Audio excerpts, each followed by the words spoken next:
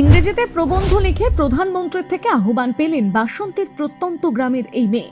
অভাবকে জয় করে বিধায়কের চেষ্টায় দিল্লি পাড়ি দিলেন সেলিমা। বাসন্তীর সেলিমার গল্প হার মানাবে রূপকথাকেও। এ যেন আধুনিক যুগের রূপকথা, যেখানে মাটির থেকে উঠে আসা একটা মেয়ে জয় করে স্বপ্নের রাজপ্রাসাদ। সেলিমা তার ইংরেজি প্রবন্ধ দিয়ে জয় করে নিয়েছেন বিচারকদের মন।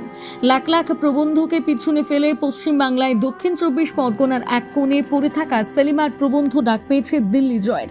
প্রবন্ধের বিষয় ছিল বিকশিত ভারত। প্রবন্ধে সেলিমা লিখেছে, true development is not measured by the highest of skyscrapers, but by the light of education that reach the darkest corners of remote village. অর্থাৎ আকাশচুম্বী দালানের উচ্চতা দিয়ে প্রকৃত বিকাশ মাপা যায় না, বরং শিক্ষার আলো যখন কোনো দূরবর্তী গ্রামের অন্ধকার কোণ পর্যন্ত পৌঁছয় তখনই বিকাশ সার্থক হয়। আর এই লেখাই মন কেড়েছে জ্ঞানী গুণী বিচারকদের। প্রবন্ধ মনোনীত হওয়াই শুধু নয়, আগামী 15ই আগস্ট স্বাধীনতা দিবসের মূল অনুষ্ঠানে দিল্লির লালকেল্লার উপস্থিত থাকার জন্য আমন্ত্রণ পত্র পায় সে। সুন্দরবনে অভাবের সংসার সেলিমাদের। বাবা সেলিম মোল্লা একজন দিনমজুর এবং মা রেহেনা বেগম গৃহবধূ। 2 বোন ও 2 ভাইয়ের মধ্যে সেলিমা সবার বড়। দারুণ মেধাবী সে, সেটা তার ইংরেজি লেখার হাত দেখলেই বোঝা যায়। বাসন্তীর আমঝাড়া গ্রামের ফুল মালঞ্চ ঋতু ভকত উচ্চ মাধ্যমিক হাই স্কুলের 9ম শ্রেণীর ছাত্রী সেলিমা। লালকেল্লায় যাওয়ার আমন্ত্রণ পত্র আসা ইস্তাক খুশির বদলে হতাশার ছায়া নেমে এসেছিল পরিবারে। তারা মনে করেছিলেন স্বপ্ন পূরণ এত কাছাকাছি এসেও হয়তো স্বপ্ন হাতছাড়া হয়ে গেল, কারণ দিল্লি যাওয়ার টাকাটুকুও তাদের কাছে নেই। হতাশা ঘিরে ধরেছিল তাদের। একটা সময় সমস্ত আশাই ছেড়ে দিয়েছিলেন।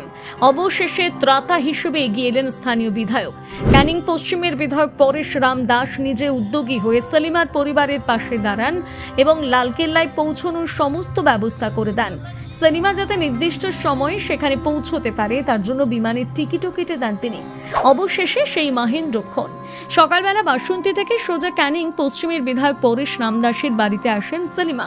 এরপর বিধায়কের সঙ্গে দেখা করে তারই গাড়িতে করে নিজের বাবা এবং এক শিক্ষককে নিয়ে কলকাতা বিমানবন্দরের উদ্দেশ্যে রওনা দেন সেলিমা। 15ই আগস্ট স্বাধীনতা দিবসের দিন মূল অনুষ্ঠানে লালকেল্লায় উপস্থিত থাকবেন সেলিমা। সুন্দরবনের কাদামাটি ঘেরা জঙ্গল থেকে স্বপ্ন পূরণের পথে সেলিমার উড়ান উড়ে গেল দিল্লির দিকে। এই স্বপ্নের মধ্যে রয়েছে প্রতিদিনের লড়াই, 30 মিনিট সাইকেল চালিয়ে প্রতিদিন স্কুল যাওয়া। প্রবন্ধে সেলিমা লিখেছেন, মসৃণ রাস্তা প্রগতির পরিচয় দেয় না, বরং প্রতিকূলতার বিরুদ্ধে লড়াই করে সাইকেলে চড়ে স্কুল ছুটে চলা এক শিশুর অদম্য জেদি আত্মনির্ভরশীল দেশের আসল চেতনাকে ফুটিয়ে তোলে। সেই সাইকেলে চড়ে স্কুলে ছুটে চলা সেই শিশু এবার দিল্লিতে প্রকৃত বিকশিত ভারতের প্রতিচ্ছবি হয়ে উঠবে।